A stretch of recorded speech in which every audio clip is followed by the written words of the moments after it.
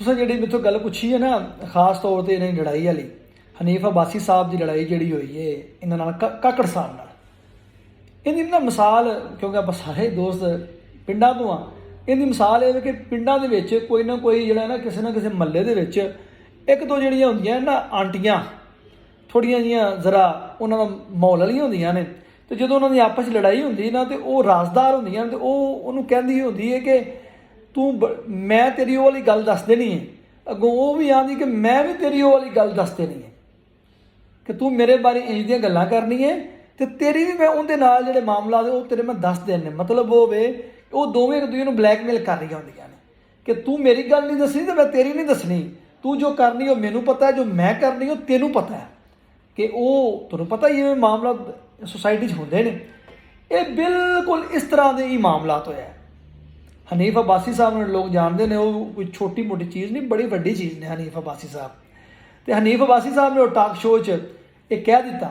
इनके बारे कि काकड़ साहब एंड कंपनी ने इनके दिहाड़ियां लाइया ने चंगियां भलियां और काकड़ साहब ने क्योंकि वो प्रोग्राम वेख्या सी जो काकड़ साहब ने वो प्रोग्राम वेख्या तो हनीफ अब्बासी साहब मैरियट के जनाब खाना खाण आ रहे हैं एक इत्थे बड़ी एक पॉइंट नोट करने वाली गल है कि साडी शराफिया ने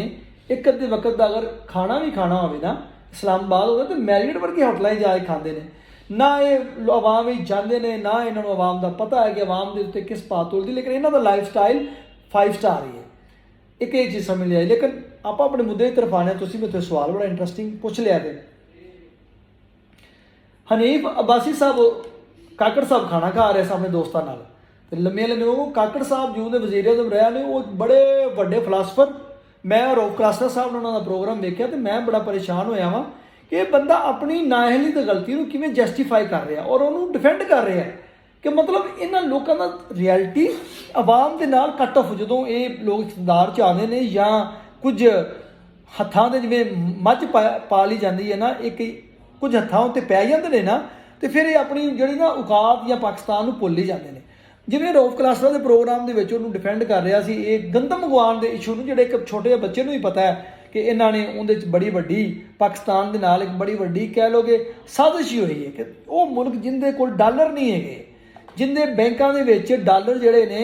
दोस्त ममालिक ने रिजर्व रखे ने धारे पैसे रखे ने कि इन्हों के बैंक इन्ने को पैसे इन्हों का अकाउंट इन्ना बंद हो जाए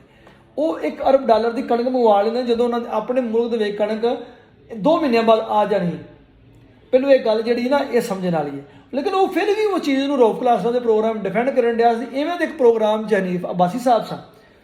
उन्होंने उस प्रोग्राम जो ये गल की हनीफ अब्बासी का काकड़ साहब का आमना सामना हो गया काकड़ साहब जरा टेबल जो दोस्तों ਨਾਲ साडी गल हुई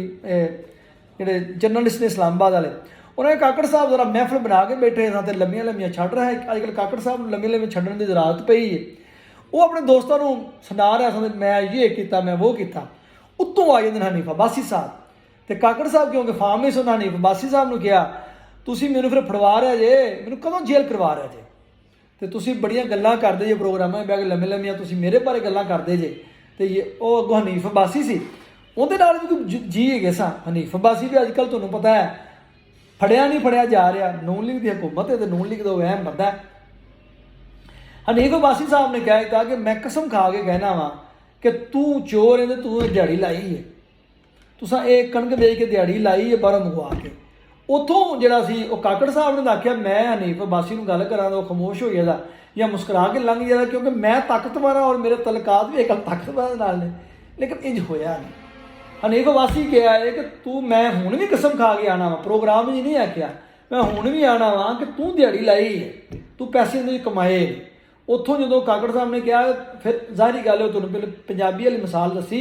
जो उन्हें कहा कि तू मेरे बारे मेरा राज खोलिया है ना तो मैं तेरा भी राज खोलना मैं भी आवाम को दसांगा कि फार्म 47 वाली हकीकत की है फार्म 47 का पता जी ना उन्हें कहा मैं तुहानूं दसना वा कि फार्म 47 की हकीकत की है तो मैं भी तुहाडे बारे दसना उत्थे दो जड़ियाँ सा सोशल जड़ियाँ चीज़ां सा वो अपने टकराइयां उन्हें एक दूसरे के पेत खोलने शुरू कर दिए जो उन्हें पेत खोलने शुरू किए इर्द गिर्द लोग भी बैठे सन और मैरियट के ज़्यादातर कौन लोग बैठे होंगे ने और कौन इन्हों दी इर्द गिर्द बैठे तुहानूं ज़्यादातर जर्नलिस्ट दोस्तों को सारा ही पता है उन्हें फिर इन्हों का बीच बचाव करके हनीफ अब्बासी नूं अगे टोर दिता तो काकड़ साहब उत्थे जिहड़े ना अग ही कढ़दे रह गए ਇੱਥੇ ਇੱਕ ਬੜਾ ਵੱਡਾ ਸਾਡੇ ਵਾਸਤੇ ਨਾ ਲੈਸਨ ਇਸ ਚੀਜ਼ ਵਿੱਚ, ਜਿਹੜਾ ਮੈਂ ਸਮਝਦਾ ਵਾਂ, ਮੇਰੀ ਇੱਕ ਆਬਜ਼ਰਵੇਸ਼ਨ ਹੈ, ਗਲਤ ਹੋ ਸਕਦੀ ਹੈ, ਕਿਉਂਕਿ ਅਸੀਂ ਬੇਸਿਕਲੀ ਪਾਕਿਸਤਾਨੀ ਹਾਂ। ਸਾਡਾ ਜੀਣਾ, ਮਰਨਾ, ਬਹਿਣਾ, ਉੱਠਣਾ, ਖਾਣਾ ਪੀਣਾ, ਕਾਰੋਬਾਰ, ਬਾਲ ਬੱਚਾ, ਪੜ੍ਹਾਈ ਸਾਰੀ ਪਾਕਿਸਤਾਨ ਵਿੱਚ। ਬੇਸਿਕਲੀ ਨਾ ਅਸੀਂ ਉਹ ਵਾਂ ਕਿ ਜਿਹੜੇ ਇਹਨੂੰ ਕਹਿੰਦੇ ਜੈਨੂਅਨ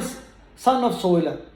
ਇਹ ਜਿਹੜੀਆਂ ਇਹ ਹਕੂਮਤ ਜਿਹੜੇ ਕਰ ਰਹੇ ਨੇ, ਜਾਂ ਜਿਹਨਾਂ ਰਿਟਾਇਰਮੈਂਟ ਤੋਂ ਬਾਹਰ ਜਜ਼ੀਰੇ ਜਜ਼ੂਰੇ ਚਲਾ ਜਾਣਾ ਹੁੰਦਾ, ਉਹਨਾਂ ਦਾ ਪਾਕਿਸਤਾਨ ਨਾਲ ਕਿੰਨਾ ਕੁ ਲੱਗੇ।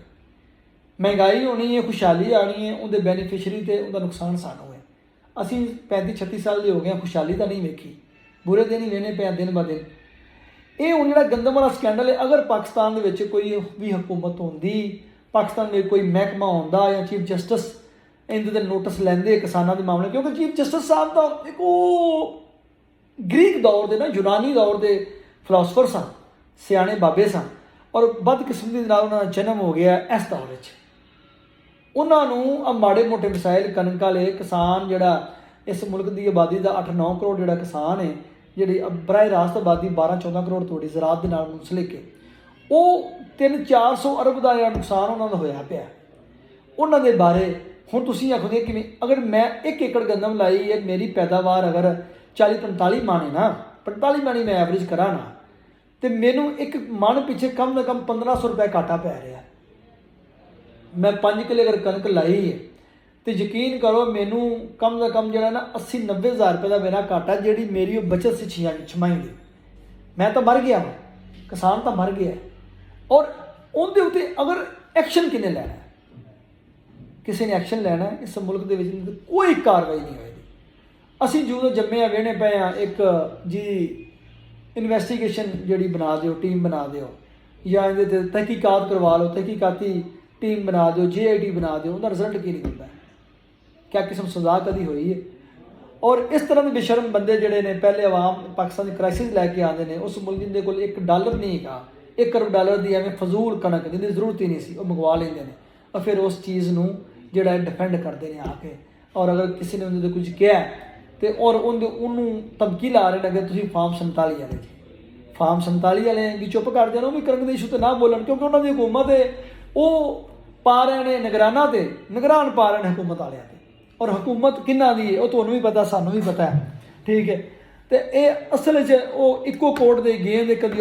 ਉੱਧਰ ਆਵਾਮ ਤਮਾਸ਼ਾਈ ਹੈ। ਆਵਾਮ ਦਾ ਟਾਈਮ, ਫਿਊਚਰ ਪਾਕਿਸਤਾਨ ਦੇ ਵਿੱਚ ਕਿਸਾਨ ਦੀ ਬਰਬਾਦੀ ਲਾਈ। ਜਦੋਂ ਕਿਸਾਨ ਦੀ ਬਰਬਾਦੀ ਲਾਈ, ਇਸ ਮੁਲਕ ਦੀ ਬਰਬਾਦੀ ਹੈ, ਇਹਦੇ ਤੋਂ ਰੋਇਆ ਹੀ ਜਾ ਸਕਦਾ। ਔਰ ਇਹਨਾਂ ਲੋਕਾਂ ਨੂੰ ਤਾਂ ਪਰਵਾਹ ਹੀ ਨਹੀਂ ਹੈਗੀ ਇਸ ਮੁਲਕ ਦਾ ਕੀ ਬਣੇਗਾ।